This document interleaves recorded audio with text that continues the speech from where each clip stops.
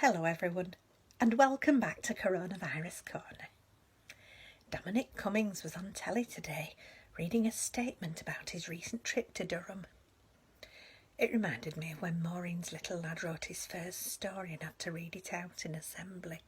She asked me round so he could practice it in front of an audience. And it went on and on. I have a dog.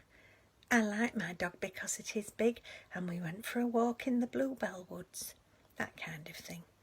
But you could excuse that because he was only 7 and he'd had problems learning to read, what with his squint and his lisp.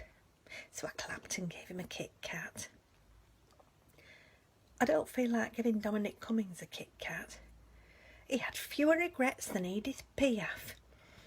And there were some funny bits, like when they drove 30 miles south to see if his eyes were all right, and then 30 miles back up to Durham before setting off back for London. That's funny, isn't it?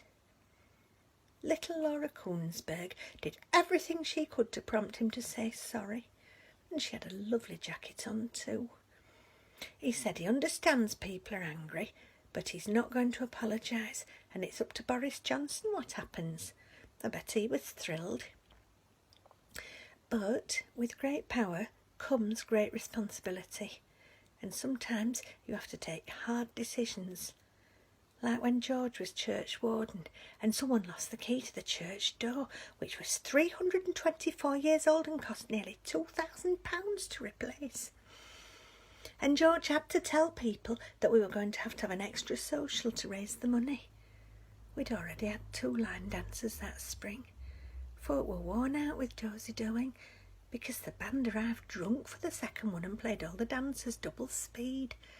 Elsie got palpitations and her sister slipped on a piece of cucumber and sprained her ankle. So we'd had our fill of socials. But George put his foot down quite rightly, because £2,000 is a lot of money to raise from washing cars, and we had to have another key.